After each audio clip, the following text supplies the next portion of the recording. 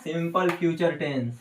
तो पिछला वीडियो में मैंने दोनों टेंस को जो सब पार्ट थे वो चार को मैंने खत्म कर दिया। तो आज बढ़ते हैं आगे और देखते हैं simple future tense. Simple future tense ये क्या है जानता है? मतलब ये आपके आगे आने वाले प्लान यानी जो आप क्या आगे करने वाले हैं उसको दर्शाता है। क्या करता है? ये आप उस चीज को दर्शाता है जो आप आगे करने वाले हैं। क्या करने वाले मतलब कल आप क्या करेंगे, परसों आप क्या करें, आपका फ्यूचर क्या है वही दर्शाता है। इसलिए इसी को फ्यूचर टेंस कहते हैं। फ्यूचर टेंस यानी भविष्य काल यानी भविष्य काल। अब देखिए इसका डेफिनेशन यानी परिभाषा क्या होता है। An action that will happen in the future and it shows your plan. क्या? यानी एक क्रिया जो आपके भविष्य में होने वाला है और ये आपके प्लान को दर्शाता है या आपके विचार को, आइडिया को, कल क्या करने वाले हैं उसको दर्शाता है। इसी को सिंपल फ्यूचर टेंस कहते हैं। an action that will happen in the future and it shows your plan इस आपके जैसे विचारों को दर्शाता है उसी को सिंपल फ्यूचर टेंस कहते हैं। अब आइए आइडेंटिफिकेशन यानी कि पहचान क्या होता है। देखिए हर चीज का एक पहचान होता है और यहाँ मैंने सब टेंस का पहचान बताया, इसका भी पहचान है। देखिए पहचान क्या करता है? The verb is ending with as Hindi. The verb is ending with as Hindi. गा की के या गा की के हिंदी में लिखा तो यहाँ समझ में आएगा। जिस हिंदी क्रिया के अंत में गा रहेगा, गी रहेगा, गे रहेगा उसी को सिंपल फ्यूचर टेंस का पहचान मान लेंगे। वो सिंपल फ्यूचर टेंस का सेंटेंस रह जाएगा। क्या होगा?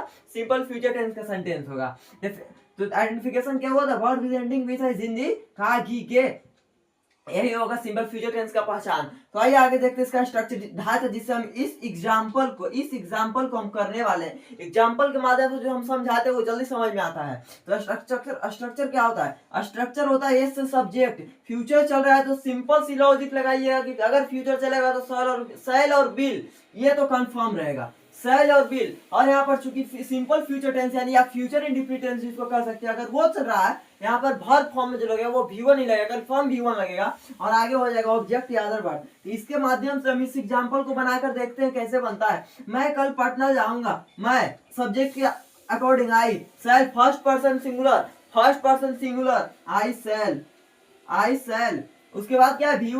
V1 क्या है? मैं पटना जाऊंगा, जा रहा है, गो हो जाएगा, गो टू। अब यहाँ पर कल पटना जाऊंगा, to Patna, go to Patna. यहाँ जो गो टू कल पटना जो होगा वो ऑब्जेक्ट या अदर वर्ड्स में आ जाएगा। तो यहाँ पर क्या हो जाएगा? टुमारो।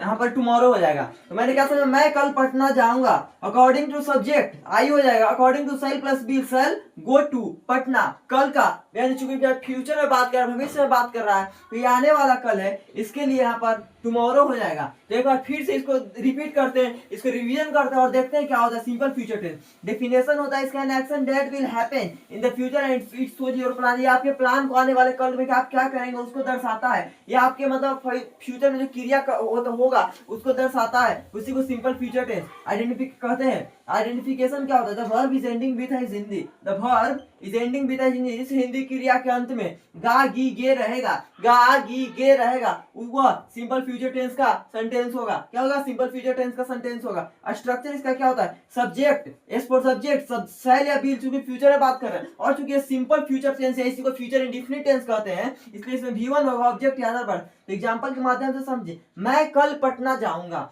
आई शैल अकॉर्डिंग सब्जेक्ट शैल या will, shall first person singular shall लगेगा, गो वर्ब फॉर्म V1 गो। यहाँ पर टू पटना टुमारो ऑब्जेक्ट में आ जाएगा। टू पटना टुमारो क्योंकि ये कल है यहाँ पर और हम भविष्य में बात कर रहे हैं, फ्यूचर टेंस में बात करें तो आने वाला कल का प्रयोग होगा जो कि होता है टुमारो। तो यहाँ पर सिंपल फ्यूचर टेंस खत्म होता है। हम अगले वीडियो में डालेंगे फ्यूचर कंटिन्यूअस टेंस। तो आज के लिए इतना है।